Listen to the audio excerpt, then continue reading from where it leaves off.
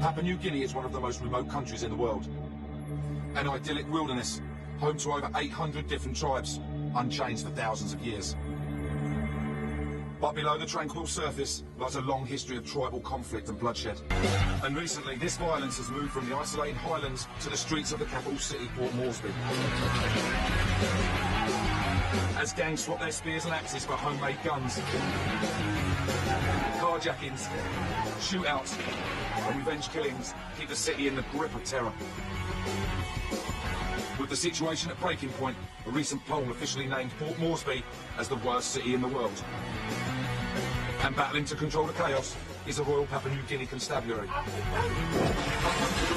Cops who have to deal with violent criminals. I mean, everything here is like that. Don't listen to me, I'll kill you. There'll be no warning shots. We're going to shoot you on the spot. Lawlessness on a massive scale. We have more than 300 kilograms of marijuana. And a volatile political state that's seen the police turn on the army. The police wants to throw tear gas into the military barracks. Papua New Guinea, or PNG, is located in the southwestern Pacific Ocean, just to the north of Australia. It has a population of just over 6 million, 300,000 of whom live in the capital, Port Moresby.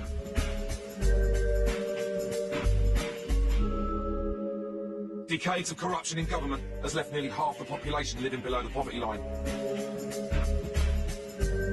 making Port Moresby a divided city. The rich hide behind razor wire, while the poor live in sprawling shanty towns. As a result, criminal gangs known as rascals have emerged from the slums, battling with the police for control of the streets. The country is plagued by deadly criminal gangs, the rascals.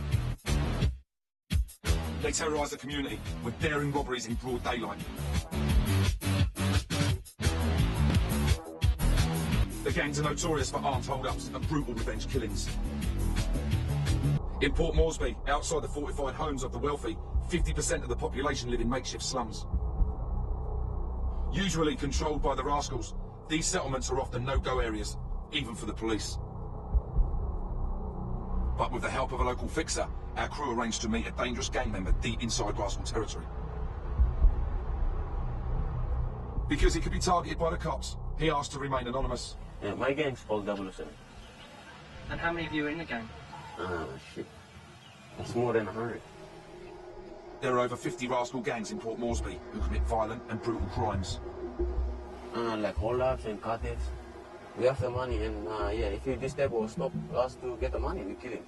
It could be anybody. Men, women, or children. Do you worry about killing another person, or do you not? No, I don't. How can I worry when there's plenty of people around? Rascal gangs are well armed, often with homemade guns made out of water pipes and umbrella springs. So with criminals making their own weapons, it's impossible for the cops to control the number of guns on the street. Do you own a gun? Yeah, I do own a gun. It's a homemade gun, like I told you. Have you ever shot anybody? Yeah, but I didn't kill anyone yet. Maybe I attempted to, but I didn't successfully kill someone yet. With this casual attitude to killing, the rascals spread terror across PNG. And one of the most feared crimes is carjacking. This footage, shot by an Australian reporter, shows the rascals in action. Sometimes we just stand by the road, and if you drive in to the shops or maybe your house,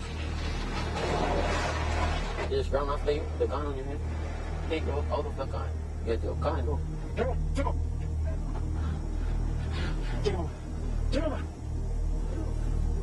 If you don't cooperate, then we get to kill you. There'll be no warning shots. We're gonna shoot you on the spot. Do you fear the police at all?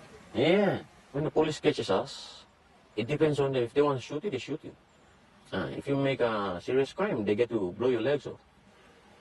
In Papua New Guinea, everybody breaks the law. Even the very own people that makes the law. In the remote highlands, many villagers grow potent marijuana for sale in the city. And the drug trade is controlled by criminal gangs.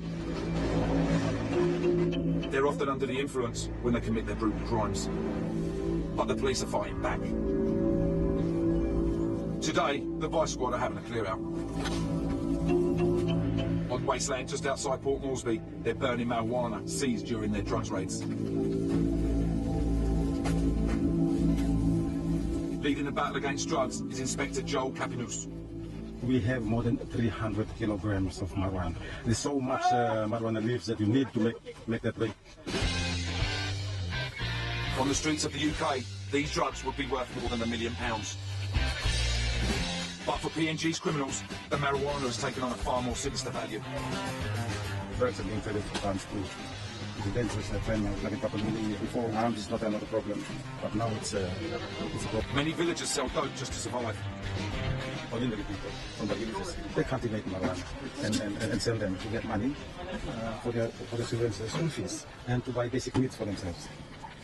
So it's not confined to criminals. Everybody sells marijuana. PNG is plagued by drugs, gangs and corruption. The country's isolated highlands provide the perfect hideout for criminals on the run from the cops. The police have to train their officers to track down vicious criminals who have fled to the outback. Deep in the hostile bush, the mobile squad recruits are 6 days into their survival training.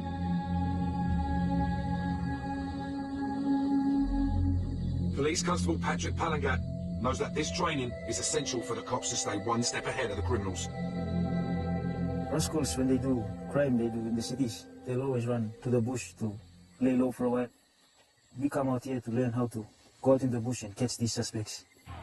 Tracking criminals in the bush carries a high risk, so it's vital that the cops are well armed. We are 15 Bushmaster. Made in US of A. Squad leader, Inspector Holden Tomanabai, is well aware of the unique dangers of PNG's wilderness. You chase him and right into the bush. And you're making sure whether he has firearms, he has weapons. The rascal will be prepared to kill the police. It's not an easy task. Having to try and capture the rascals when they get into the bush. As well as fighting rascals, the training also prepares recruits for any conflicts between PNG's 800 tribes.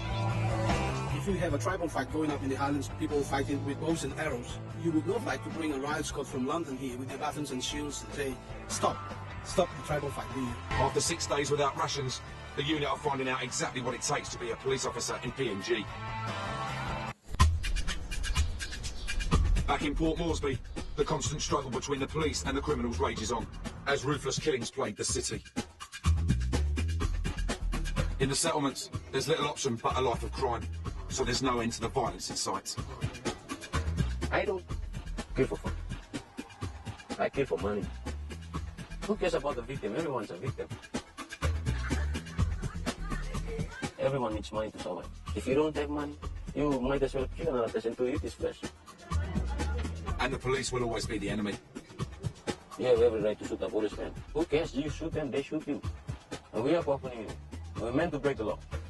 For Senior Constable Andrew Kumbia, the hatred between the cops and the criminals runs deep. Like killing a criminal, to me I don't feel anything. I feel like I did something good for the sake of every innocent life that these people goes around and terrorize.